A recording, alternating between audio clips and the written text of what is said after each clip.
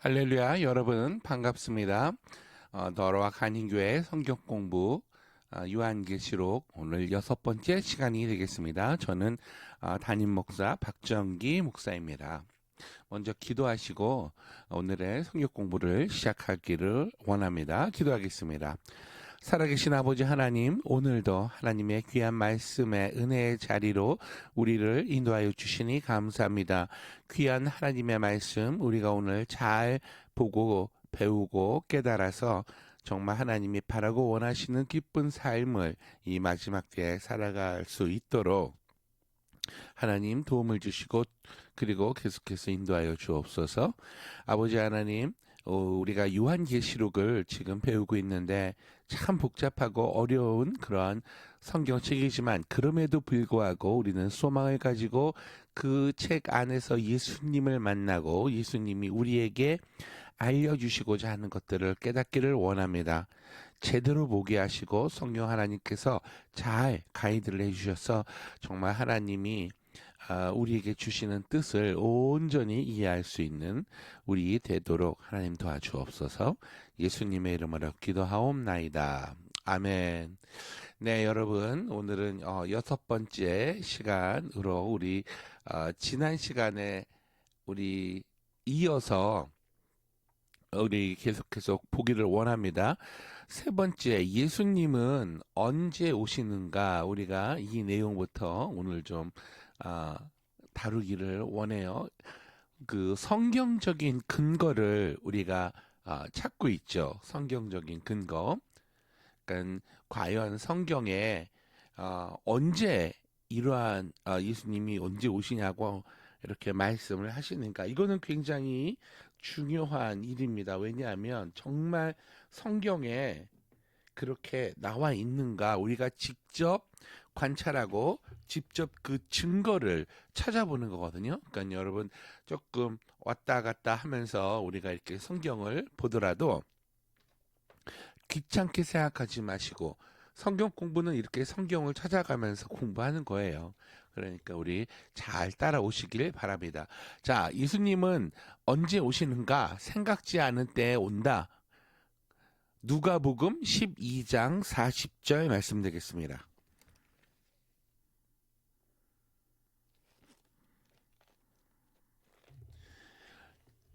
누가복음 12장 40절 12장 40절 누가복음 12장 40절 말씀. 예수님은 생각지 않는 때에 온다. 한번 읽어보겠습니다. 12장 40절 말씀.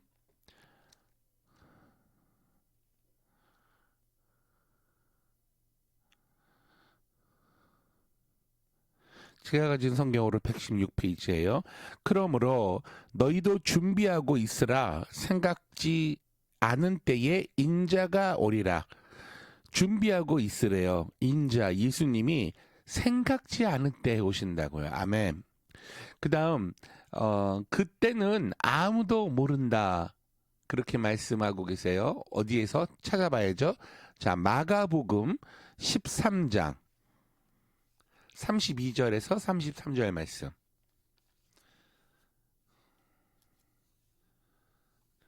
또 우리 찾습니다. 마가복음 13장 32절에서 33절. 제가 가진 성경 78페이지.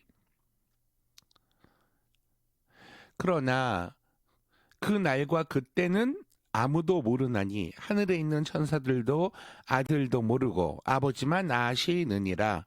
주의하라, 깨어있으라. 그때가 언제인지 알지 못함이라. 예수님 언제 오시나요? 정답은 아무도 모릅니다. 생각지 않은 때 옵니다. 네, 이게 정답이에요. 아무도 몰라요. 천사들도 아들도, 하물며 예수님도 모른다 그랬어요.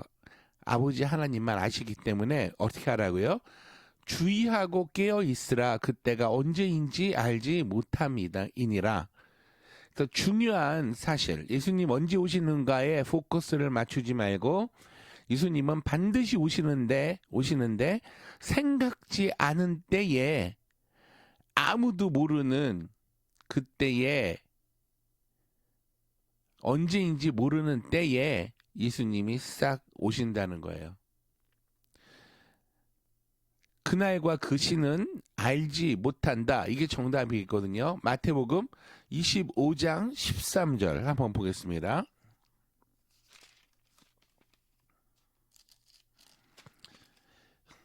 마태복음 25장 13절. 그런즉 깨어있으라. 너희는 그날과 그 때를 알지 못하느니라. 정답. 예수님은 언제 오시는가? 알지 못한다. 마태복음 25장 13절.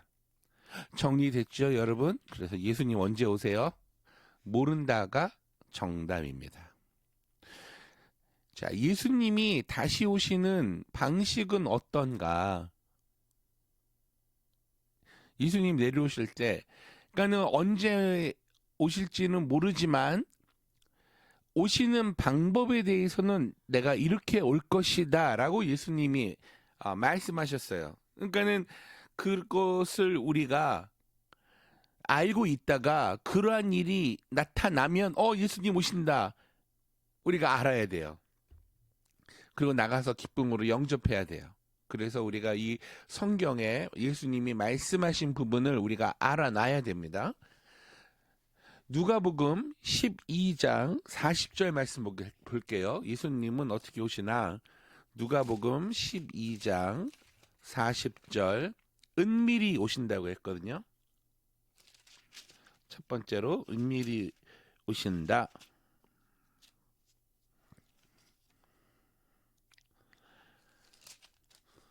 누가복음 12장 40절. 그러므로 너희도 준비하고 있으라. 생각하지 않은 때에 인자가 오리라 하시니라. 그리고 누가복음은 17장 24에서 25절. 여기는 우리가 조금만 읽었던 거고. 자, 두 번째 17장 24절에서 25절. 번개가 하늘 아래, 이쪽에서 번쩍이어 하늘 아래 저쪽까지 비친 같이 인자도 자기 날에 그러하리라. 번개가 번쩍번쩍 하신다는 거예요. 그러나 그가 먼저 많은 고난을 받으며 이 세대에게 버림받아야 할지니라. 이렇게 오신대요. 그리고 또 예수님이 밤중에 오신다라고 이렇게 은근히 얘기를 하셨어요. 어디에서? 마태복음 25장 6절. 밤중에 오실 가능성이 많습니다. 왜 그러냐? 마태복음 25장 6절 말씀에 밤중에 소리가 나되 보라 신랑 이로다 맞으러 나오라 하매, 그 천국 열처녀 비유를 하시면서, 열처녀에 대한 비유를 하시면서 신랑이 이때 오는 거예요. 열처녀가 다섯 처녀는 기름 준비하고 기다리고 있고 신랑 집에서 또 다른 다섯 처녀는 기름을 준비하고 기다리고 있는데, 신랑이 어떤 이유에서인지 하여튼 낮에 환할 때 오는 게 아니라 밤중에 도착을 한 거예요. 그러니까 우리가 이걸 읽으면서 예수님이 다시 오실 때도 밤중에 오실 가능성이 많다. 아니면은 정말 생각지도 못한 때에 오시겠구나. 이거를 우리가 이제 알고 있는 거예요.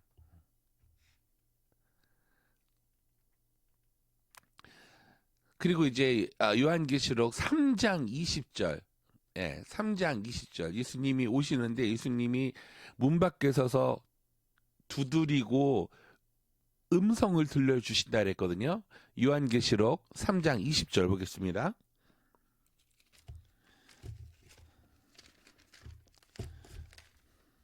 그러니까 우리가 보는 성경 구절들은 굉장히 중요한 증거들이에요.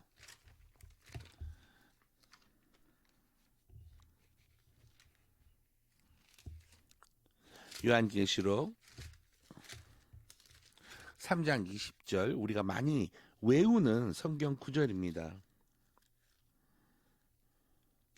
볼지어다 내가 문 밖에서 서서 두드리노니 누구든지 내 음성을 듣고 문을 열면 내가 그에게로 들어와 그와 더불어 먹고 그는 나와 더불어 먹으리라. 예수님을 우리가 전도했을 때 영접하느냐 안 하느냐 할 때 이 성경 구절을 많이 쓰지만 절대적인 어떤 그 부분은 그 바로 예수님이 다시 오시는 방법 중에 하나로 우리가 또 이렇게 볼 수 있습니다.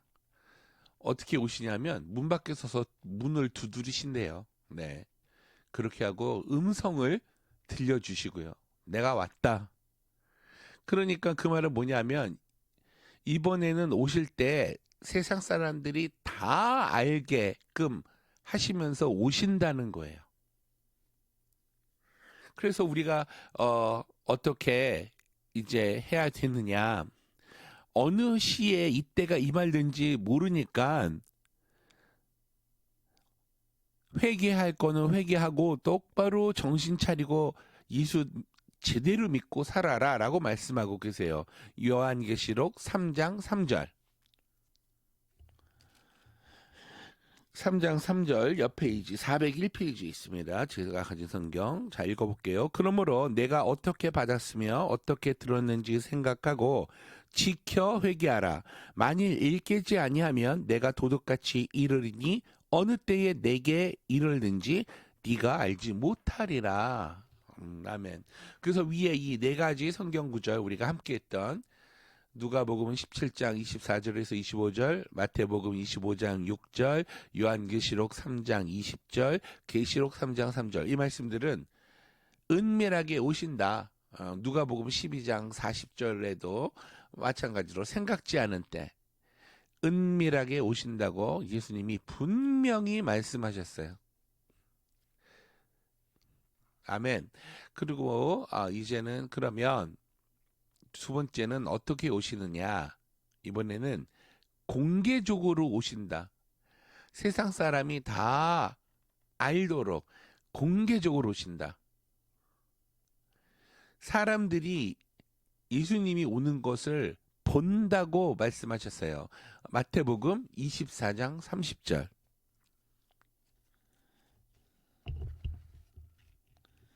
마태복음 24장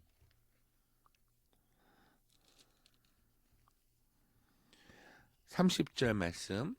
그때에 인자의 징조가 하늘에서 보이겠고 그때에 땅의 모든 족속들이 통곡하며 그들이 인자가 구름을 타고 능력과 큰 영광으로 오는 것을 보리라. 세상 모든 사람이 예수님이 이제 오신다는 걸 본다는 거예요. 공개적으로. 그리고 구름을 타고 오신다고 그랬어요. 어디에서? 계시록 1장 7절. 계시록 1장 7절 말씀. 볼지어다 그가 구름을 타고 오시리라. 각 사람의 눈이 그를 보겠고 그를 찌른 자들도 볼 것이요 땅에 있는 모든 족속이 그로 말미암아 애곡하리니 그러하리라. 아멘. 그다음 마태복음 26장 64절. 예수님이 권능의 우편에 앉은 것과 구름 타고 오는 것을 우리가 본대요. 마태복음 26장 64절 말씀드리겠습니다. 지금 앞으로 갔다 뒤로 갔다 앞으로 갔다 뒤로 갔다 되게 바빠요. 잘 따라오세요. 26장 64절 말씀. 예수께서 이르시되 내게 말하였느니라. 그러나 내가 너희에게 이르노니 이후에 인자가 권능의 우편에 앉아 있는 것과 하늘 구름을 타고 오는 것을 너희가 보리라 하시니. 아멘. 예수님 오실 때 구름 타고 오신대요. 그래서 우리 찬양 중에 이런 찬양이 있잖아요. 보라 주님 구름 타시고 나팔 불 때에 다시 오시네. 모두 외치세. 이는 은혜의 해니 시온에서 구원이 임하네. 아멘. 그러니까 우리 찬송 가사가 굉장히 이렇게 스토리 성경의 그 진리를 외우는 데 도움이 됩니다. 자, 또 구름을 타고 권능과 영광으로 오리라라고 말씀하신 성경 구절 마가복음 13장 26절이 되겠습니다. 마가복음 13장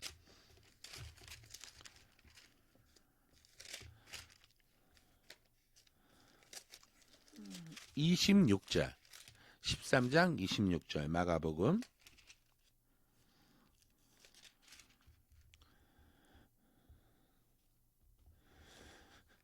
우리 한번 볼까요? 그때에 인자가 구름을 타고 큰 권능과 영광으로 오는 것을 사람들이 보리라. 아멘. 그래서 이렇게 예수님이 어떻게 재림할 때 오시겠는가 우리가 성경의 구절의 말씀을 살펴봤습니다. 첫 번째는 은밀히 오신다는 것을 보았고 두 번째는 공개적으로 오신다. 공개적으로 오신다라고 하는 성경 구절들은 마태복음 24장 30절, 계시록 1장 7절, 마태복음 26장 64절, 그리고 마가복음 13장 26절. 자, 그러면 이제 5번인데 6번으로 여기 이렇게 했네요.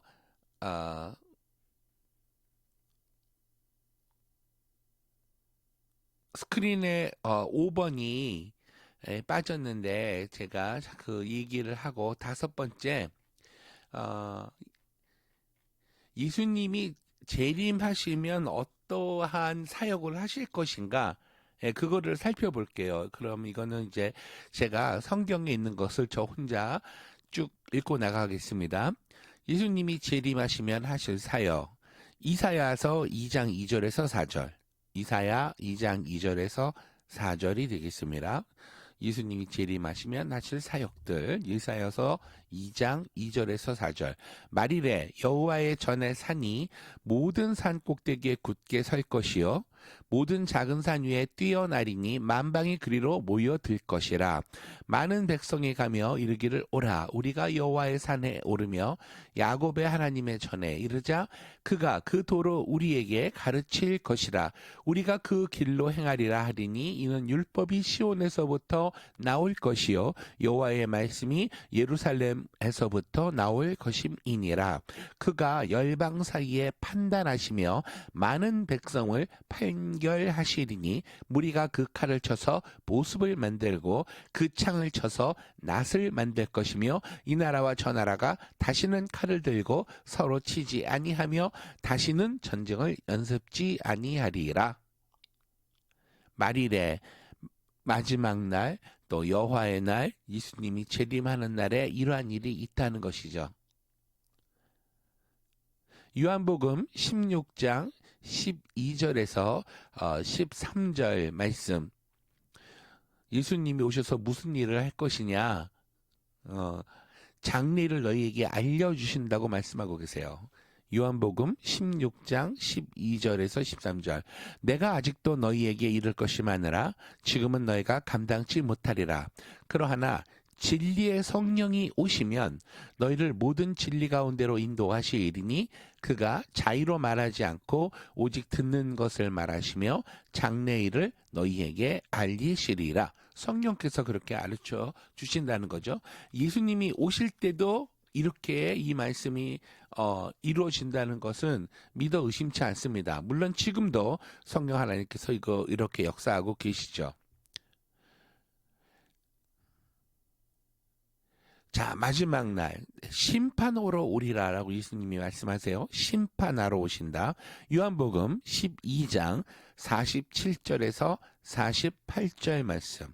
요한복음 12장 47절에서 48절 사람이 내 말을 듣고 지키지 아니할지라도 내가 저를 심판하지 아니하노라.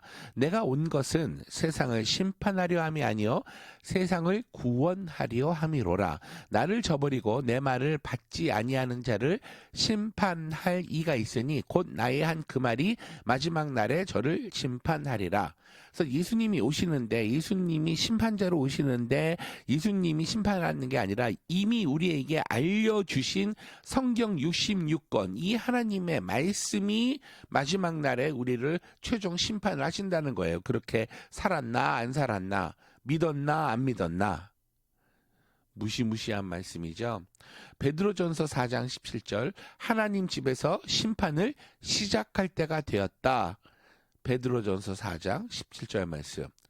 그리고 요한복음 5장 22절도 심판에 대한 말씀이에요. 아버지께서 아무도 심판하지 아니하시고 심판을 다 아들에게 맡기셨으니.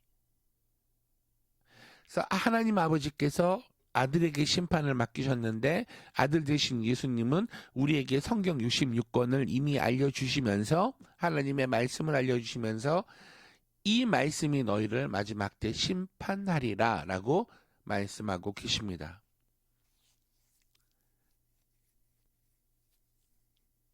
요한복음 5장 27절, 또 인자됨을 인하여 심판하는 권세를 주셨느니라. 누가요? 하나님 아버지께서 아들 예수에게 심판하는 권세를 주셨다고 말씀하세요. 계시록 14장 7절, 그가 큰 음성으로 가로되 하나님을 두려워하며 그에게 영광을 돌리라. 이는 그의 심판하실 시간이 이르렀음이니. 하나님의 말씀이 세상을 심판하는 그날이 이르렀다는 얘기죠. 하늘과 땅과 바다와 물들의 근원을 만드신 이를 경배하라 하더라. 아멘. 또 내가 보니 죽은 자들이 물론대수하고 그 보좌 앞에 섰는데 책들이 펴있고 또 다른 책이 펴졌으니 곧 생명책이라. 죽은 자들이 자기 행위를 따라 책들에 기록된 대로 심판을 받으니. 계시록 20장 12절 말씀. 계시록 20장 12절, 행한 대로 심판을 받는데요. 그리고 계시록 11장 18절 말씀, 이방들이 분노하며 주의 진노가 임하여 죽은 자를 심판하시며. 예수 믿지 아니하고 죽은 자 심판받는 거예요. 이날 종 선지자들과 성도들과 또 물론대소하고 주의 이름을 경외하는 자들에게 상 주시며 또 땅을 망하게 하는 자들을 멸망시킬 때로소이다 하더라. 계시록 11장 18절, 심판을 하시는데 예수 믿지 않고 죽은 자도 심판하신다고요. 마지막 때 백보자 심판에서. 자, 그러면 우리는 이러한 말세에 예수님을 영접하기 위해서 어떻게 해야 되겠습니까? 말세의 주님을 맞이하는 방법에 대해서 우리가 찾아보기를 원합니다. 성경에서 이렇게 준비하라 그랬거든요. 이제 마태복음 25장 6절, 신랑을 맞으라 그렇게 표현을 하셨습니다. 마태복음 25장 6절, 밤중에 소리가 나되 보라 신랑이로다 맞으러 나오라 하매. 예수님이 다시 오심을 마치 결혼식장에 가는 신랑으로 표현을 했어요. 예. 그래서 옛날 유대 그 관습에는 신랑이 신부의 집으로 가서 신부의 집에 머물면서 그렇게 혼인식을 치르는데, 그때의 신랑을 맞으러 나오는 사람들은 얼마나 기쁘겠습니까? 즐겁고 축제죠. 네. 그러한 마음의 준비로 하고 예수님을 영접하라는 거예요. 어느 때? 마지막 때에. 요한복음 10장 27절 말씀, 요한복음 10장 27절 말씀을 보면 내 양은 내 음성을 들으며 나는 저희를 알며 저희는 나를 따르느니라 라고 말씀하세요. 예수 믿는 우리들은 목자 대신 예수님의 음성을 듣고 예수님을 따를 수밖에 없다고 성경은 말씀합니다. 그러므로 하나님 말씀을 잘 따르는 자는 예수님의 양떼들이고요. 안 그러는 자들은 염소떼들이죠. 무리 안에는 같이 있죠. 양과 염소가 같이 자랍니다, 여러분. 그런데 나중에 목자 대신 예수님께서 양과 염소를 가른다고 성경이 얘기하고 계세요. 양은 오른편에, 염소는 왼편에. 그러면 그렇게 얘기를 하죠. 왜 양과 염소를 어차피 가를 건데 같이 키우나요? 그 목축을 할 때에 여러분 양들만 키우면 양은 눈이 일단 굉장히 어둡고요. 시력이 약하고 앞만 보고 가는 그냥 땅만 보고 좌우를 둘러보지 않고 땅만 보고 풀만 뜯으면서 걸어가는 습성이 있대요. 그런데 염소는 가다가 돌멩이가 있으면 바위 위에 돌멩이 위에 올라도 가보고 또 내려와서 말 안 들으면 뿔로 양들을 들이받고 하면서 간다고 합니다. 그 말은 뭐냐면 경각심을 양들에게 주면서 긴장을 주면서 양들이 그 행진을 하도록 염소가 그러한 역할을 저절로 하게 된다는 거예요. 들이받치면서 지 맘대로 하는 염소를 섞어 놓으면 그러니까 양떼들은 목자의 음성을 따라 가지만 가면서도 염소가 옆에서 들이받고 사건과 사고를 일으키니까 긴장을 하면서 가게 되는 거죠. 우리의 신앙생활이 딱 그렇습니다, 여러분. 교회에서 신앙생활할 때 교회에는 예수 잘 믿는 사람만 있는 게 아니에요. 양도 있지만 염소 같은 신앙을 하는 사람들도 있습니다. 염소가 양이 되도록 우리가 인내하고 기다려주는 건데 염소의 역할을 하는 사람들은 자기들이 염소처럼 들이받고 있는지도 모르고 계속 들이받아요. 들이받는 사람의 말로는 왼쪽으로 예수님 왼편으로 서서 천국에 못 들어간다고 성경이 얘기했는데도 들이받아요. 얼마나 우매한지 모르겠어요. 물론 우리 교회는 그런 사람들이 없다고 저는 믿고 싶어요. 네. 없죠. 사실 우리 교회는 그런 사람은 없어요. 그런 성도님은 없는데 양과 염소는 그렇게 같이 있습니다. 근데 음성을 듣고 따라가는 자 양이고요. 염소는 같은 무리 안에 있어도 목자가 음성을 들려주고 얘기를 해도 말 안 들어요. 염소는 자기 갈 길을 가다가 마지못해 껐덕거리면서 따라오고 하는 게 염소입니다. 그리고 계시록 2장 29절 말씀. 계시록 2장 29절 말씀은 귀 있는 자는 성령이 교회들에게 하시는 말씀을 들을지어다. 이렇게 말씀하고 계세요. 교회들에게 하시는 말씀을 들을 수 있는 능력이 있다는 거예요. 교회는 우리 성도 한 사람 한 사람도 교회입니다. 그래서 아까 읽은 계시록 3장 20절 말씀 볼지어다 내가 문 밖에 서서 두드리노니 누구든지 내 음성을 듣고 문을 열면 내가 그에게로 들어가 그로 더불어 먹고 그는 나로 더불어 먹으리라. 아멘. 우리 예수님을 꼭 영접하시기를 예수님의 이름으로 부탁드립니다. 그래서 예수님과 더불어 먹고 또 더불어 사는 그런 지혜로운 성도가 되시기를 부탁드립니다. 자, 이제 제가 이 견해를 정리를 좀 하고 가고 싶어요. 우리 성도님들이 항상 그렇게 말씀을 합니다. 목사님, 계시록은 맨날 무슨 견해가 있다고 그러고 다 맞다고 그러고 그리고 또 다 틀린 것도 있다고 그러고 너무 헷갈리는데 목사님이 딱 얘기해 주세요. 뭐 이렇게 말씀하신 경우가 많거든요. 충분히 이해합니다. 그래서 저는 제가 가장 많이 동조하는 그런 견해를 신학자들의 해석 중에서 뽑아내서 제가 정리한 것들과 그보다 앞서서 성경에서 말하는 대로 일단 종말의 때 무슨 일이 일어날 것인지 먼저 믿음을 두고 그대로 믿고 그 다음 신학자들 중에서 제가 성경하고 가장 그 제대로 성경에 가깝게 가장 가깝게 잘 해석했다고 생각하는 사람들 그런 분들의 그 해석을 믿는다라는 전제를 두고 얘기를 나눠 드리겠습니다. 첫 번째, 예수님은 곧 오십니다. 아멘. 그때와 시는 아버지께서 비밀로 감추셨어요. 두 번째, 도둑처럼 임할 예수님의 재림의 때를 준비하는 신앙을 가져야 된다. 종말에 대한 우리의 준비 자세예요. 기름 준비한 5처녀처럼. 세 번째, 마지막 때에 사람을 살릴 정도의 능력을 가진 자가 나타나더라도 절대로 믿거나 요동되어서는 안 된다. 적그리스도의 능력은 어마어마하게 나타날 것이고 성경에서 절대로 믿지 말라고 예수님이 말씀하셨습니다.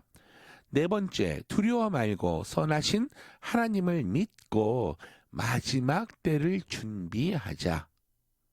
분명히 환난을 겪더라도 예수님이 어린 양의 보혈의 피로 이 성도들을 보호해 주신다고 말씀하셨어요. 그래서 결국에는 그들을 천국으로 이끄신다라고 성경에서 우리가 봤잖아요.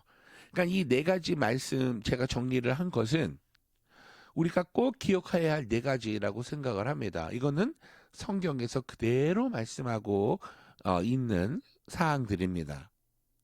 아멘. 우리가 요한계시록을 읽으면서 이 네 가지 사실을 정확하게 이해하고 머리에 담고 가야 되겠습니다.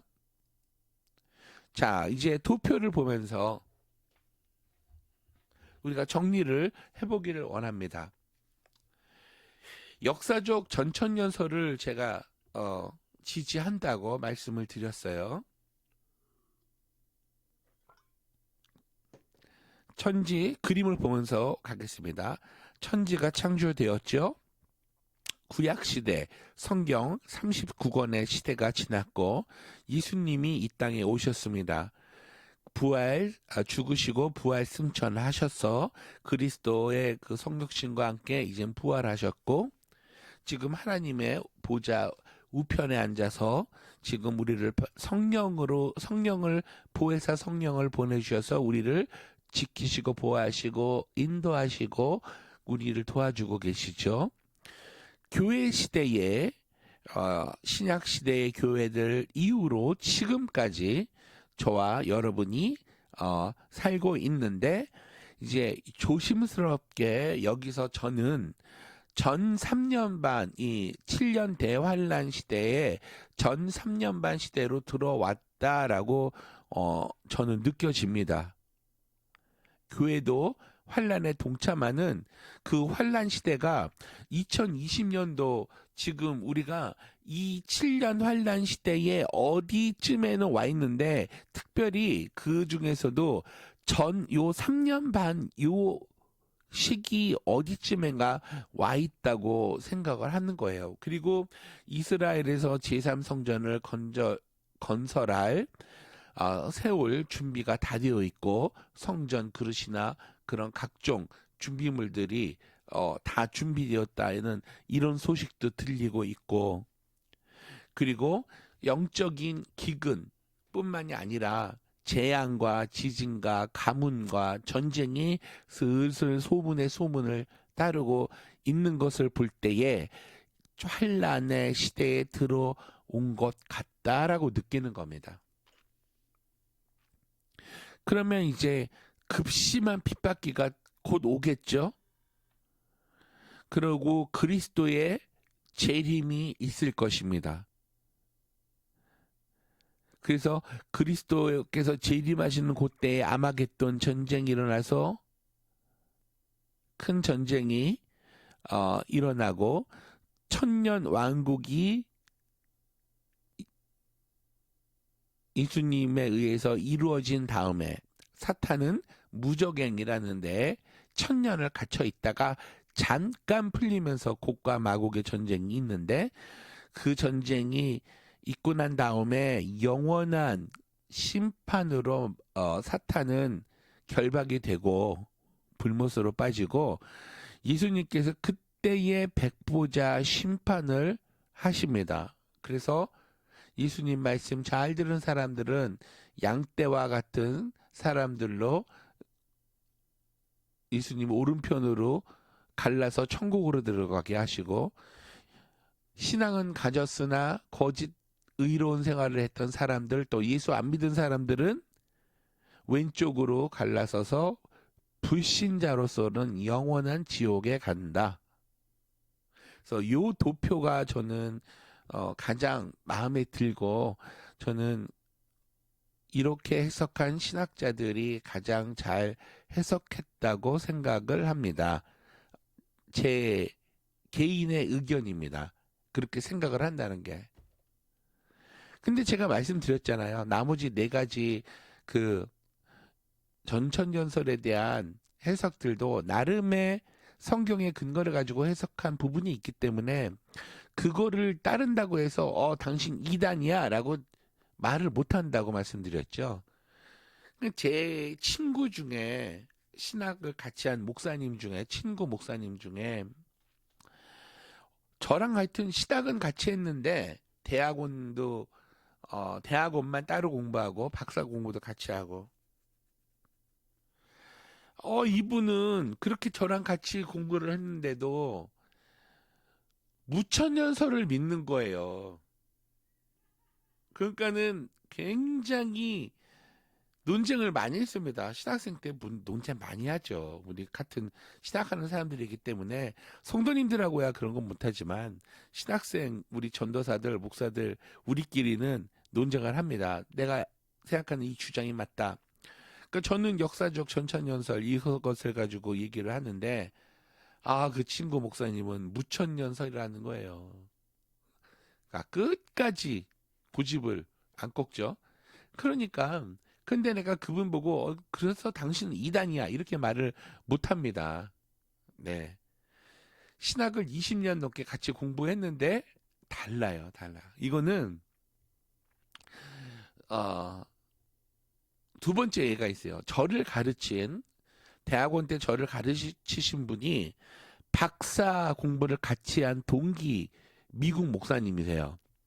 한 분은 백인 목사님이시고 한 분은 베트남 출신의 목사님이신데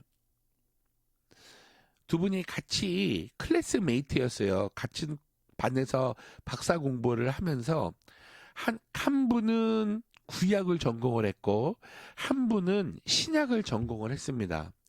구약을 전공한 목사님은 백인 목사님으로서 저를 3년 동안 저의 구약 신학을 가르치셨고 또 그분 구약 신학을 그분으로부터 배웠고 저의 멘토 교수님이었어요. 담당 교수님. 저의 모든 신학교 대학원 때 신앙 지도와 생활 지도와 모든 걸 맡아서 해주신 대학원장님이셨고, 그 다음에 저의 이 신약을 가르쳐 주신 이 박사님은 베트남 교수님이에요. 출신의 박사님인데 두 분이 같은 학교에서 같이 박사학위를 공부하고 같이 박사학위를 받았단 말이에요. 한 분은 구약으로 받고 한 분은 신약으로 받았고, 저는 이 두 분을 제 스승님으로 공부를 같이 하는데 두 분의 견해가 달라요. 그래서 저의 멘토인 교수님은 이 역사적 전천연설, 환란후 재림설, 히스토리컬 프리밀레니엄리즘을 지지하시고, 우리 베트남 목사님은 장로교 목사님이셨거든요. 베트남 목사님은 전천연설을 믿는데 세대주의적 전천연설 기억나세요? 환란전 전천연설, dispensational premillennialism, 그거를 지지를 하시는 거예요.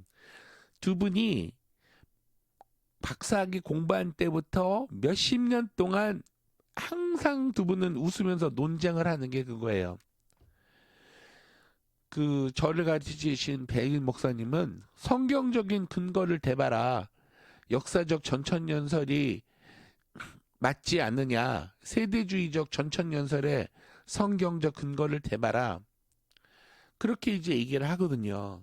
그러면은 그런 근거가 그 세대주의적 전천연설을 지지하는 신학자들의 의견은 많지만 성경적인 근거는 굉장히 부족합니다.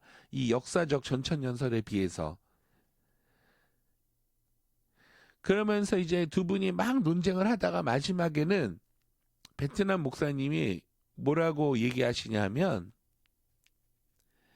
그러니까 두 분이 얘기하고 그 결론이 안 나죠. 근데 클래스에 들어오면 여러분 구약 배우는 대학 원장님 그 교수님 아시죠? 그래서 네 우리가 대답을 하니까 영어로 물론 수업하시는 거죠.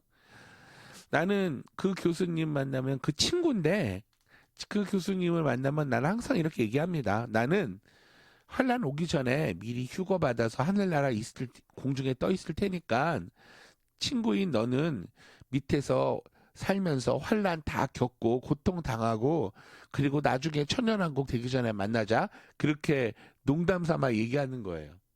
그러면 또 우리 가르친 이 백인 교수님 박사님은 껄껄껄 웃으시는 거예요.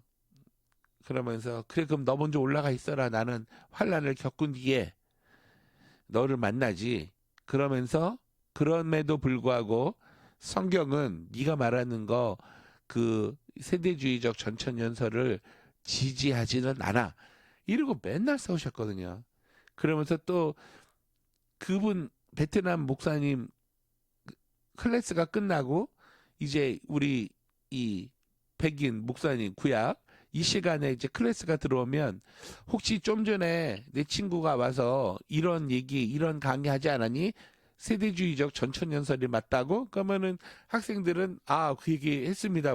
목사님. 그러면은 그분이 또 웃으면서 막 얘기해요. 여러분들 성경에서 뭐라고 얘기하고 있는가를 잘 살펴보고 여러분들이 결정을 하세요. 그러면서 꼭 한마디 하죠.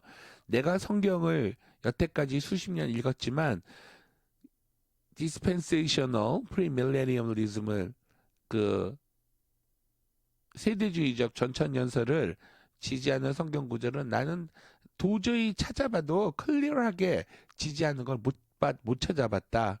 그렇게 한마디씩 꼭 하셨죠. 그리고 항상 웃으셨죠.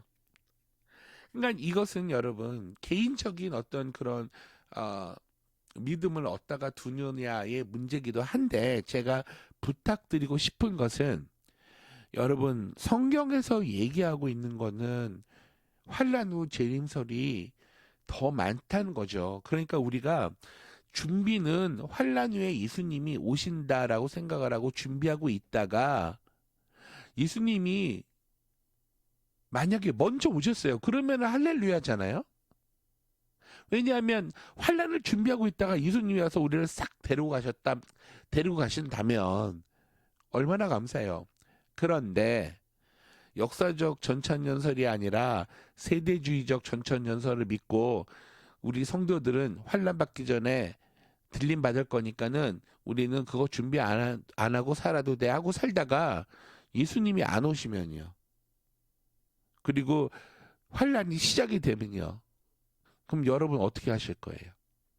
그래서 저는 환란을 대비하는 그러한 신앙을 가지고 삶을 우리가 살다가 예수님 영접할 준비를 합시다라고 말씀을 드리는 겁니다. 이제 이해되셨죠?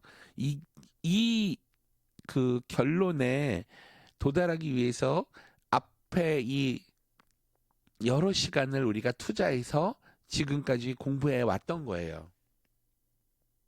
그러니까 요한계시록 전체에 이 스토리를 우리가 머릿속에 집어넣고 이거를 먼저 이해를 하고 이제 계시록 1장부터 서론부터 들어가서 2장, 3장 그 일곱 교회를 우리가 배우면서 이 일곱 교회에게 이 편지의 수신자들이거든요. 그 말은 이 일곱 교회에게 어떠한 일이 일어날 것이니까 준비하라라고 예수님이 말씀하신 거예요. 그러니까 이 일곱 교회를 우리가 2장, 3장을 공부하는 게 굉장한 요한계시록을 푸는 핵심적인 열쇠가 되는 장이 되거든요. 근데 그 전에 우리가 이 내용을 알아야 전체적인 그림이 그려지는 겁니다. 그래서 그렇게 몇 시간을 투자해서 지금 오늘 여기까지 온 거예요. 그래서 여러분이 이제 이 부분을 온전히, 완전히 이해하셨으리라고 저는 생각을 합니다. 그래서 이러한 기본적인 이러한 그 컨텐츠를 우리가 이해를 하고 이제 성경의 인터프리테이션을 들어갈 거예요. 성경의 해석을 들어가는데 성경의 해석을 들어간다는 의미는 무슨 말이냐 하면 자, 일곱 교회는 예를 들어서 우리 지금 현재 있는 모든 교회를 나타내고 있다. 한 일곱 교회마다 어떠한 특성들이 있는데 지금 이 현재에 존재하고 있는 모든 교회들도 일곱 교회의 성격 가운데 하나씩은 다 가지고 있을 거다라는 얘기죠. 그래서 초대교회의 일곱 교회에 소아시아에 있는 일곱 교회에 말씀하신 비밀의 계시록의 내용은 현재의 이 2020년을 살고 있는 지금 교회에도 말씀하시는 말씀이다라고 우리가 전제를 두고 요한계시록의 비밀을 풀어나가는 것입니다. 그래서 그걸 인터프리테이션 한다는 의미는 그거를 보면서 자, 맨 처음에 나오는 일곱 인에 대해서 우리가 공부를 하게 됩니다. 세븐 seal, 일곱 개의 인. 그리고 그 일곱 번째 임이 띄어지면서 이제 나팔 소리가 울리면서 일곱 나팔이 차례대로 불려지면서 재앙이 시작이 되고 또 일곱 나팔이 재앙이 끝나면서 일곱 대접, 세븐보 대접의 재앙이 나타나게 되고 이런 것들을 이제 우리가 조심스럽게 살펴보는 거예요. 그러면서 이제 백마 타고 오시는 이는 누구일까? 그리고 청황색 말, 붉은색 말, 그리고 검정색 말 타고 오는 이 사자들이 계속해서 심판을 하면서 재앙이 막 시작이 되거든요. 그러니까 우리가 그런 작은 것들은 앞으로 그 나무 하나하나를 보는 그러한 이제 시간을 갖는데 그러기 위해선 나무 하나를 보기 위해서는 그 나무들이 모여 있는 숲의 전체적인 모습을 정확히 이해하고 봐야 된다는 거죠. 그래서 우리가 일단 계시록을 이렇게 도표로 풀이해 놓고 이제 들어가게 되는 것입니다. 잘 따라오고 계시죠? 여러분들 상당히 지금 상당한 수준을 가지고 지금 따라오고 계시는 거예요. 여러분 굉장히 제가 자랑스럽게 생각을 합니다. 그래서 이제 우리가 요한계시록과 예수 그리스도의 그에 대해서 우리가 생각을 해봐야 돼요. 이 비밀의 열쇠를 열어주는 것과 예수님과 어떠한 관계가 있나? 일단은 예수님이 말씀을 하시는 거죠. 그 일곱 교회에 대해서.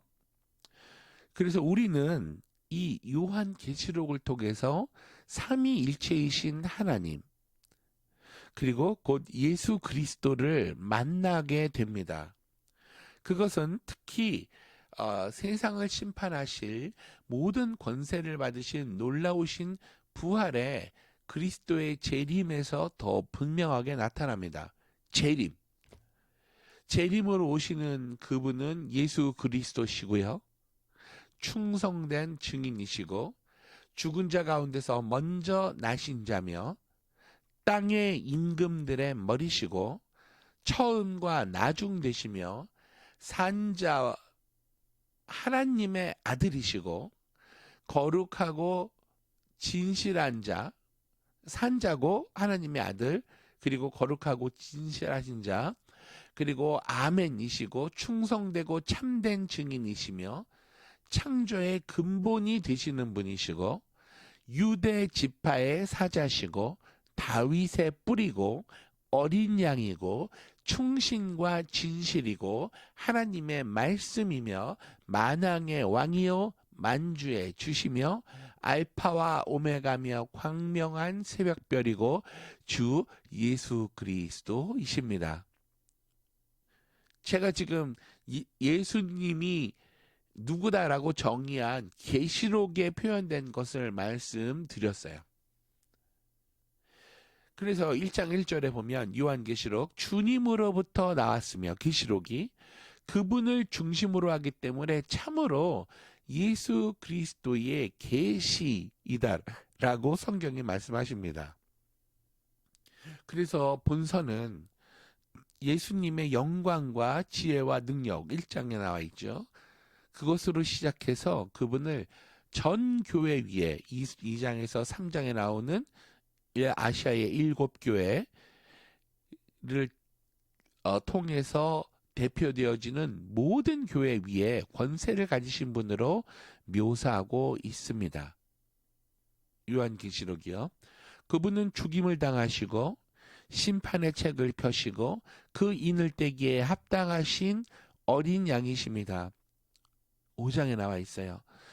그러면 6장에서 18장은 뭐라고 무슨 내용이 되어 있느냐? 예수님께서는 자기의 의로우신 진노를 전 세계에 내리십니다. 그리고 그 다음 19장에서 20장까지는 적을 심판하시고 모든 것을 다스리실 주로서 능력 가운데 다시 오심을 말하고 계세요. 그리고 21장에서 22장까지는 자기를 아는 모든 사람 앞에서 천국을 영원토록 다스리시는 분으로 묘사되어 있습니다. 성경은 주님의 위대하신 약속의 말씀, 보라, 내가 속히 오리니 22장 7절과 12절이 나와 있죠. 그리고 내가 진실로 속히 오리라. 아멘. 주 예수여 오시옵소서. 22장 20절 이 말씀으로 끝을 맺고 계십니다. 그래서 요한계시록이 이렇게 예수님을 대표하고 있는데, 여러분 제가 말씀드린 것에 대한 성경의 근거를 우리가 이제 다음 시간에 우리가 쭉 읽으면서 보려고 그래요. 요한계시록에 나타나져 있는 예수님 그리스도에 대한 말씀들. 그래서 그 말씀을 우리가 읽으면서 계시록에서는 정말 예수님을 우리가 여기서 이렇게 또 다시 만나는구나. 특별히 재림하시는 예수님은 이러한 분이구나 라는 것을 우리가 배우게 되겠습니다. 우리 오늘 강의는 여기서 마치고요. 우리 다음 시간에 뵙도록 하겠습니다. 기도하겠습니다. 아버지 하나님, 오늘 귀한 말씀을 통해서 정말 요한계시록이 바로 예수 그리스도 자체임을 우리가 또 깨달았습니다.